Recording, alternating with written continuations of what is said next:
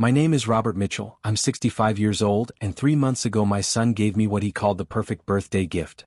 A week-long luxury hunting trip to a remote cabin in the Montana wilderness. He told me it was all expenses paid, that he'd arranged everything, that I deserved to celebrate my retirement and my birthday in style doing something I loved. What he didn't tell me was that the cabin had no cell service, that he'd sabotaged the heating system, that he'd disabled my truck, and that he was planning for me to freeze to death in that isolated location so he could inherit my $3.2 million estate weeks earlier than my actual will specified. The only reason I'm alive to tell this story is because I'm a retired firefighter who knows how to survive, and because my son made one critical mistake in his murder plan. If you want to hear how a father survived his own son's murder plot and got perfect revenge, smash that subscribe button right now. This is Man's Diary, where we share real stories about betrayal, survival, and justice. You won't believe how this ends. Let me start by giving you the context of who I am and why my son thought he could get away with killing me. I spent 32 years as a firefighter in Billings, Montana, retiring in 2023 at age 64 with a full pension. My wife Margaret died 7 years ago from a heart attack at age 55, completely unexpected, and it devastated both me and our only child, my son Derek, who's now 38. Margaret and I had built a good life together. We owned our home outright, had solid retirement savings, and I'd made some smart real estate investments over the years that had paid off well. When Margaret died, I inherited everything we'd built together, and by the time I retired in 2023, my total net worth was about $3.2 million between my house, investment properties, retirement accounts, and savings. Derek had always been what I'd call financially irresponsible, never able to hold a job for more than a year or two, always chasing get-rich-quick schemes, always asking his mother and me for money to cover rent or car payments or whatever crisis he'd created for himself that month. Margaret had been more lenient with him than I was, always bailing him out, always making excuses for why this time wasn't his fault. After she died, Derek seemed to expect that I'd continue being the ATM his mother had been, but I decided that at 35 years old he needed to figure his life out without constant financial rescue. I still loved him, he was my son, but I wasn't going to enable his irresponsibility anymore. This created tension between us, especially when Derek found out how much money I actually had after I retired. He'd assumed I was just a regular firefighter with a modest pension, but when he learned about the investment properties and the full scope of my net worth, his attitude changed noticeably. He started calling more often, visiting more frequently, asking detailed questions about my will and my estate planning. He wanted to know if I was planning to remarry, if I was going to leave money to charity, whether I'd updated anything since Mom died. All of it made me uncomfortable, but I told myself he was just concerned about his inheritance and that was normal for an adult child with a parent who had significant assets. In November 2024, about a month before my 65th birthday in December, Derek called me with this elaborate birthday proposal. "Dad, I know you're turning 65 and you just retired, and I want to do something really special for you. You've always loved hunting, and I found this amazing luxury hunting cabin in Montana wilderness, fully equipped, beautiful location, perfect for a week of solitude and doing what you love. I want to pay for the whole thing as my birthday gift to you. All you have to do is show up." I was honestly touched by the gesture. It seemed like Derek was finally stepping up and thinking about someone other than himself, trying to do something meaningful for his father. We made plans for me to go the second week of December, right after my birthday on December 7th. Derek handled all the arrangements. He said he'd rented the cabin from a private owner, that it was about 3 hours north of Billings in really remote territory, that I'd have the whole place to myself for a week. He gave me detailed directions, offered to drive me up there himself, but I insisted on taking my own truck because I preferred having my own transportation. Derek seemed fine with that, even helped me load my gear into my truck the day before I left, checking to make sure I had everything I needed: hunting rifle, warm clothes, enough food for a week, emergency supplies. I drove up to the cabin location on December 10th, following Derek's directions down increasingly remote roads until I finally reached a narrow private drive that led to a decent-sized log cabin nestled in a clearing surrounded by dense forest. The cabin looked nice from the outside, well-maintained, exactly the kind of place you'd want for a peaceful week of hunting in solitude. I unloaded my gear, got settled in, and spent that first day just enjoying the quiet and planning my hunting schedule for the week. The cabin had propane heating, a wood stove as backup, a full kitchen, and everything seemed perfect. That first night, December 10th, the temperature dropped to about 15 degrees Fahrenheit, cold but manageable with the heating system. I went to adjust the propane heater around 9 p.m. and noticed it wasn't producing as much heat as it should. I checked the tank level and it showed half full, which should have been plenty, but the heater was barely warming the cabin. I tried adjusting the controls but nothing changed.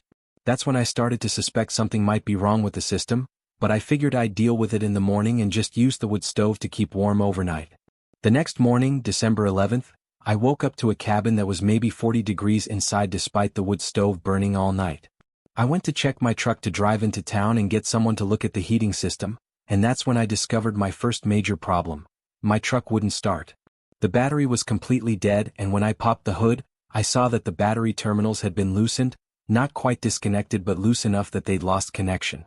It wasn't something that would happen naturally from driving, someone had to have deliberately loosened them. My second major problem became apparent when I tried to use my cell phone to call for help. No service. I knew the area was remote, but Derek had assured me there was at least minimal cell coverage. I walked around the entire property trying to find a signal, climbed a small hill behind the cabin, nothing. I was completely cut off from communication. That's when the pieces started clicking together in my mind in a way that made my blood run cold. The heating system that wasn't working properly, the truck that had been sabotaged, the complete lack of cell service, Derek's insistence on this specific location at this specific time of year when temperatures regularly dropped below freezing at night. My son had sent me here to die. I stood in that freezing cabin on the morning of December 11th and had to accept the horrifying truth that my only child had arranged what he thought would be my accidental death from hypothermia in a remote location where my body might not be found for days or weeks. He'd chosen early December when temperatures were brutal, he'd sabotaged my heating and my vehicle, he'd ensured I had no way to call for help. In his mind, I'd freeze to death, and he'd inherit everything immediately, probably playing the grieving son who'd only wanted to give his father a nice birthday trip. But Derek had made several critical mistakes, and the biggest one was underestimating his father.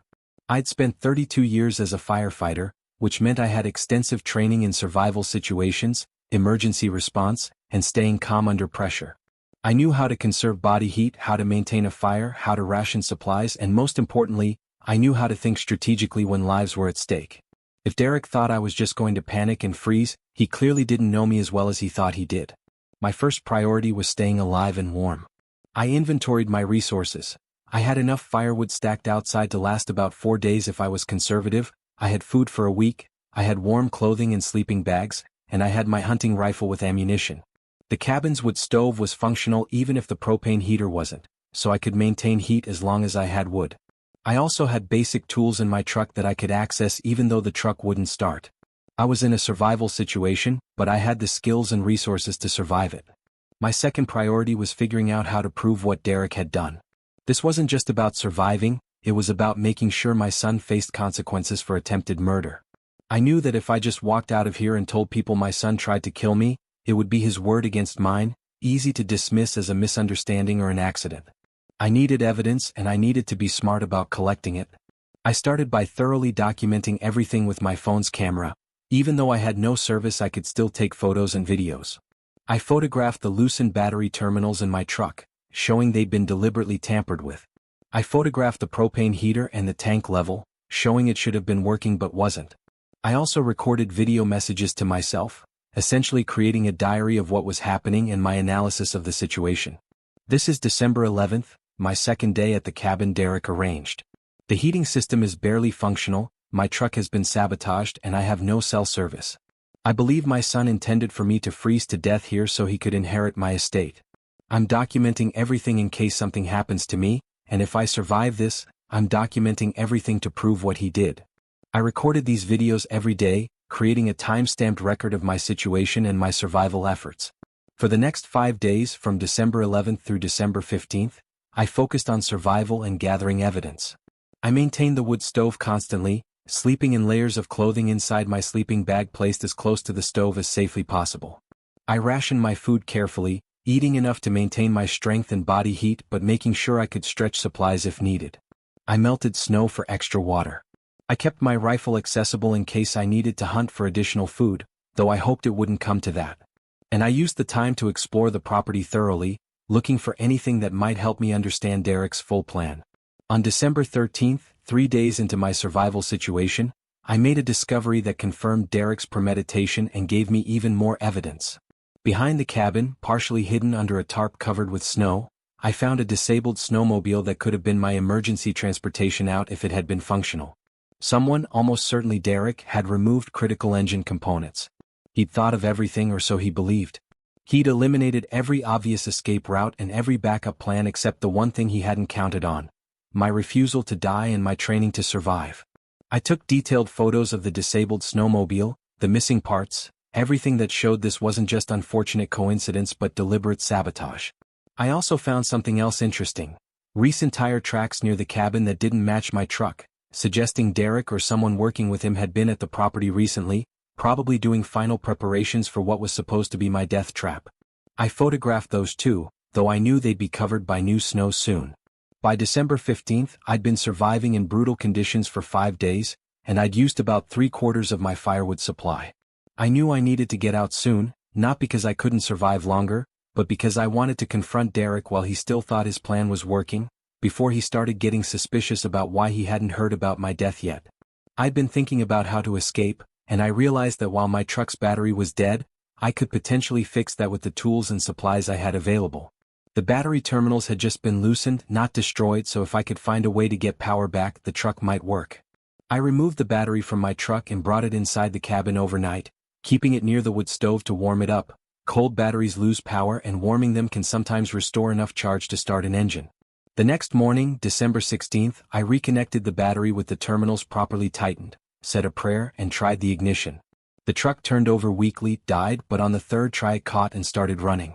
I let it run for 20 minutes to charge the battery, and then I loaded all my gear, all my evidence, and started the 3-hour drive back to Billings. I didn't call Derek or anyone else during that drive because I still had no cell service until I got closer to town. I wanted to show up unannounced, wanted to see Derek's face when his supposedly dead father walked through the door very much alive. I also wanted to talk to a lawyer before I talked to my son, because I needed to understand my legal options for what I was going to do next. I drove straight to the office of my attorney, Patricia Brennan, who I'd worked with on estate planning after Margaret died. Patricia saw me immediately when I showed up unannounced at her office late that afternoon on December 16th. I must have looked rough after 6 days surviving in a remote cabin, but I was alive and I was angry.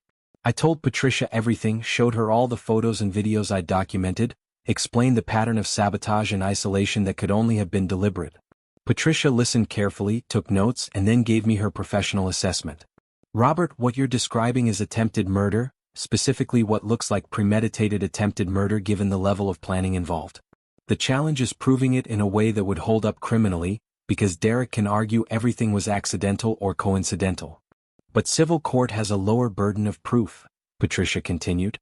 "We don't need proof beyond reasonable doubt, we just need preponderance of evidence that Derek intentionally created a dangerous situation. And more importantly, we can use this information to protect your estate and make sure Derek never benefits from what he tried to do. Montana has a slayer statute that prevents someone from inheriting from a person they murdered or attempted to murder. If we can establish that Derek tried to kill you, we can invoke that statute to disinherit him completely." Patricia and I spent the next 2 hours developing a strategy. First, we'd document everything officially with a notarized statement of what happened, including all the photographic and video evidence. Second, we'd file a report with law enforcement. Even though criminal prosecution might be difficult, having an official police report would strengthen the civil case. Third, we'd immediately revoke Derek's status as beneficiary on all my accounts and update my will to explicitly disinherit him with a detailed explanation of why. And fourth, and this was the part one was most looking forward to, we'd confront Derek with all the evidence and give him exactly one chance to confess and explain himself. I went home that evening, December 16th, and the first thing I did was check my messages. I had 17 missed calls from Derek over the past 6 days, starting concerned on day 3 and becoming increasingly frantic by day 6. His voicemails progressed from, "Hey Dad, just checking in, hope you're enjoying the trip," to, "Dad, I'm getting worried, please call me," to, "Dad, I'm about to call the police, where are you?" The timeline was interesting because he'd waited until day 4 to start sounding worried, which suggested he expected me to be dead by then but wanted to establish a pattern of concerned calls for when my body was eventually found. I didn't call Derek back that night. Instead, I followed Patricia's plan and went to the police station the next morning, December 17th, to file an official report. I met with Detective Sarah Morrison and showed her everything I'd documented. She took it very seriously, took my statement, collected my photos and videos, and opened an investigation into attempted murder. "Mr. Mitchell, this is clearly suspicious," Detective Morrison said. "The pattern of sabotage, the isolation, the timing, It all points to something deliberate. The challenge is we need to establish who had access and opportunity to do these things. Your son arranged the trip, but can we prove he personally disabled the heating and the vehicle? He helped me load my truck the day before I left, I told Detective Morrison. He had access to the vehicle for at least 30 minutes unsupervised. As for the cabin, he claimed he'd rented it from a private owner, but I'm willing to bet when you investigate, you'll find either he owns that property himself or he has some connection to whoever does, which would have given him access to sabotage the heating and disable the snowmobile ahead of time. Detective Morrison promised to investigate those angles, and she agreed that I should confront Derek while wearing a wire to potentially capture an admission or incriminating statements. That evening, December 17th, 1 week after I'd driven to that cabin, I finally called Derek. "Hey son, sorry I didn't call earlier, the trip was more challenging than I expected but I made it back safe." Derek's response was interesting. He sounded almost disappointed rather than relieved. "Dad, oh my God, I was so worried, you didn't call for days, I was about to file a missing persons report, what happened?" I kept my voice casual. "Just some issues with the cabin heating and my truck battery, nothing I couldn't handle. Listen, can you come over tomorrow? I want to talk to you about something important related to the trip and some estate planning stuff." Derek agreed to come over the next day, December 18th. What he didn't know was that I'd be wearing a wire provided by Detective Morrison, that Patricia would be in my home office listening to everything, and that I had all the evidence laid out ready to confront him. When Derek arrived at my house, he seemed nervous, kept asking detailed questions about what had gone wrong at the cabin, clearly trying to figure out why his plan had failed. I let him talk himself in circles for a few minutes and then I asked him directly, "Derek, did you sabotage my truck battery before I left?" He looked startled by the direct question. "What? No, of course not, why would you even ask that?" I pulled out my phone and showed him the photos of the loosened battery terminals. "Because the terminals were deliberately loosened, and you were the last person who had access to my truck before I left. Did you also disable the heating system at the cabin?" Derek's face went pale. "Dad, I don't know what you're talking about, maybe the cabin owner didn't maintain things properly, maybe your battery terminals just worked loose from driving, you're being paranoid." "Am I being paranoid?" I asked, pulling out more photos. "Here's the disabled snowmobile behind the cabin. Here's the propane heater that mysteriously didn't work despite a half-full tank. Here's evidence that someone had been at the property recently doing something. And here's the interesting thing, Derek. I survived 6 days in below-freezing temperatures because I'm a trained firefighter who knows how to stay alive in survival situations. But you didn't expect that, did you?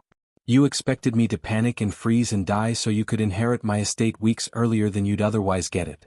Derek tried to deny everything, but I kept presenting evidence, kept asking pointed questions, and eventually his story started falling apart. The wire was recording everything and Patricia was hearing it all from the next room. Finally, in a moment of frustration and anger, Derek said something that was as close to a confession as we were likely to get. "You don't understand the pressure I'm under, Dad. I have debts, I have people demanding money I don't have, and you're sitting on $3 million that's just going to sit there for who knows how many more years while I lose everything. I didn't want you to actually die, I just thought if something happened, it would solve everyone's problems." That statement, recorded on the wire and witnessed by Patricia, was enough. It established that Derek had created the dangerous situation knowing I could die, and that he'd done it for financial gain. After Derek left my house that evening, still believing he'd talked his way out of suspicion, I met with Detective Morrison and Patricia to discuss next steps. "His statement isn't a complete confession," Detective Morrison acknowledged, "but combined with all the evidence of sabotage and his financial motive, we have enough to charge him with attempted murder. The DA will decide if they think it's strong enough for criminal prosecution, but either way you have more than enough for the civil action." Over the next 2 weeks, several things happened in rapid succession. First, Detective Morrison's investigation confirmed that Derek had actually purchased the cabin property 2 months earlier using borrowed money, establishing that he'd had access to prepare the death trap well in advance. Second, the DA decided there was enough evidence to charge Derek with attempted murder, and he was arrested on January 3rd. Third, I formally updated my will to completely disinherit Derek with a detailed explanation invoking Montana's Slayer statute, and I changed all my beneficiary designations to remove him from everything. And fourth, I made sure every person in Derek's life knew exactly what he tried to do, because I wanted his social reputation destroyed along with his inheritance. Derek's criminal trial is still ongoing as of now, but his defense is weak and the evidence against him is substantial. Even if he somehow avoids conviction, he'll never inherit a penny from me, and he'll spend the rest of his life knowing that his greed and his willingness to murder his own father cost him everything. As for me, I survived, I got justice, and I'm alive to tell this story because I refused to be a victim and because I had the skills and the determination to outlast my son's murder plot. If there's a lesson in all this, it's that you should never underestimate someone's survival instincts, especially someone with training and experience in life or death situations. Derek thought he was sending a regular 65-year-old man to die in the cold, but he forgot that his regular 65-year-old father was also a firefighter with 32 years of emergency response experience. He brought a murder plot to a survival expert and he lost. Subscribe to Man's Diary for more real stories about survival, betrayal, and justice. Drop a comment about what you would have done in my situation. And remember, the people who underestimate you are often the ones you'll end up outsmarting. Stay safe out there, trust your instincts, and never let anyone think you're an easy target just because of your age.